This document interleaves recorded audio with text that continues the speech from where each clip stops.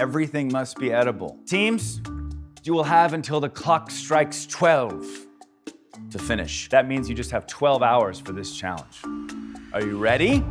It doesn't matter. Go. Come on, let's go, go, go, go. We need a plan.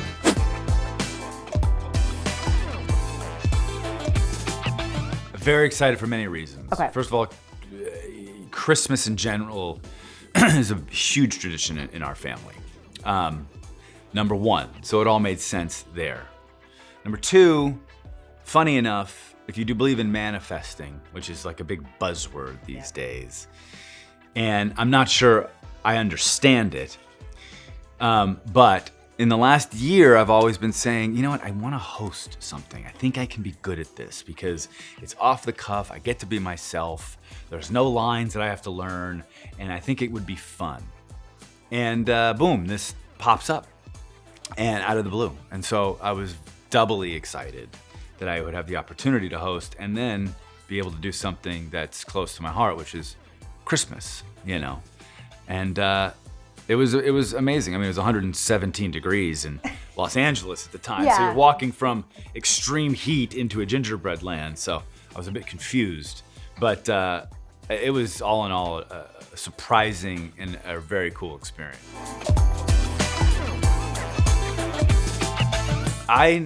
You know what? I know. Well, here's the thing. I mean, not to go off track here, but our business is shrinking. You know what I mean? There's less roles, you know, as far as producing goes, acting goes, directing, writing, all the creative, you know, components of our business. It's just not as much. And so you kind of have to find different avenues when you are between gigs. And I've always just wanted to host. I'm like, this just could be fun. Yeah. And so now I'm in a bit of a pursuit of it. I was going to say, have this opened up Santa's box instead of Pandora's Yes, box it did. with, It's hosting. Santa's sack. Yes. Well, maybe we don't want to say Santa's sack. Santa's sleigh? Santa's sleigh, Santa's bag. We'll say Santa's box. Santa's box, okay. I learned to never take a stab at building a gingerbread house ever again, because what you're seeing is, as you said, it's art. Yeah. You know, I mean, it's truly specific, you know, it is precise, and they're using power tools, and they're baking things and cutting things and gluing things that are with no edge. I mean, it's very, very precise and beautiful, although some of it wasn't. Yeah. Because you're mixing and matching, you know, it's like some are very precise with not a lot of emotion and some are not, but you just want to miniaturize yourself and go live in that world because it makes you feel something. Yeah. And art is exactly what it is, and it's subjective, right? So it's hard to judge because they're all amazing for different reasons. Right. It's not like you're eating it and being like, oh, that tastes like crap and that's amazing. You know, it's just about the aesthetic and its interpretation. So it was tough. It was tough to pick.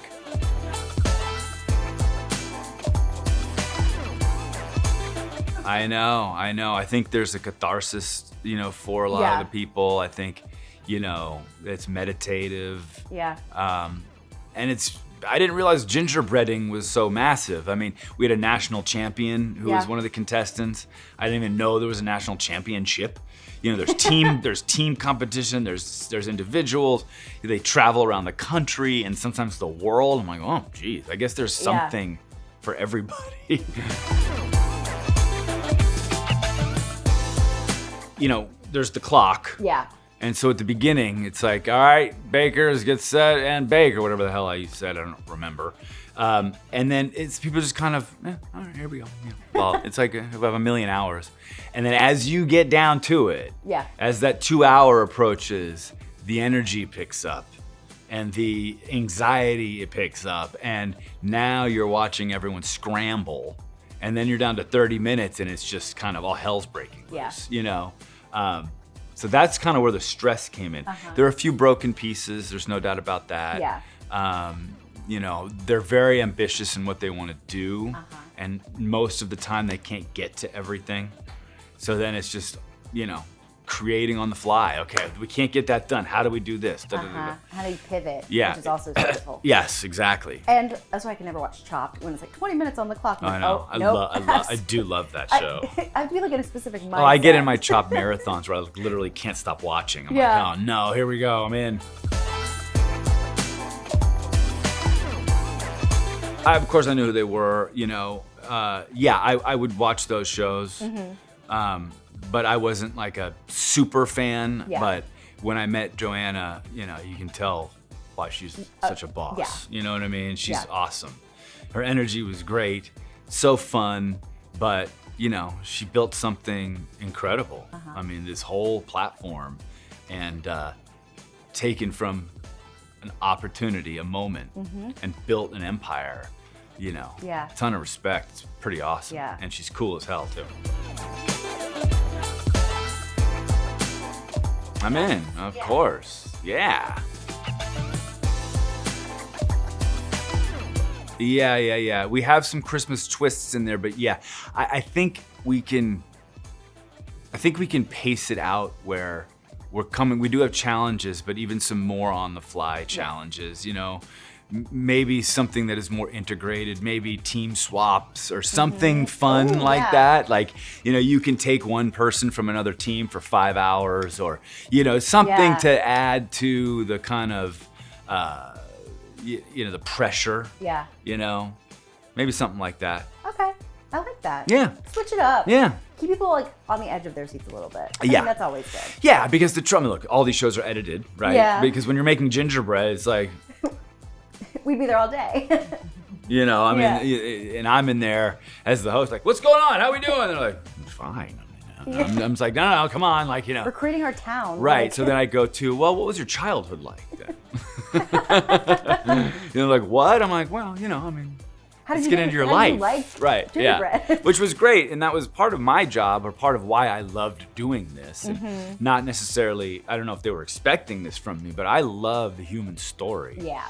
It doesn't matter whether you're doing gingerbread or hard news or whatever. I mean, there's still a story there, you know, and it's fun to dig in and to try to get to understand people and have them express themselves and show us who they really are. And it was fun for me to sort of dig into some of their personal issues. Right. And it's like, how does one go from being like just a kid who loves gingerbread houses to like the national champion? Oh, Like, yeah. That's an interesting story. Yeah, To me. I mean, because I'm very unfiltered and off the cuff, and there was one moment where I went to one of the contestants, and I'm very sarcastic, but I'm like, what kind of a person are you? You know, and I was like, I know who you are. You're cutthroat. You know, you'll step on their necks, like you just want to win, blah blah blah blah. You know, I was like, I know who you are. And then I was like, all right, I gotta go. And then I have an earpiece, and the producer's like, I think you need to go back to her and like apologize. I'm like, what?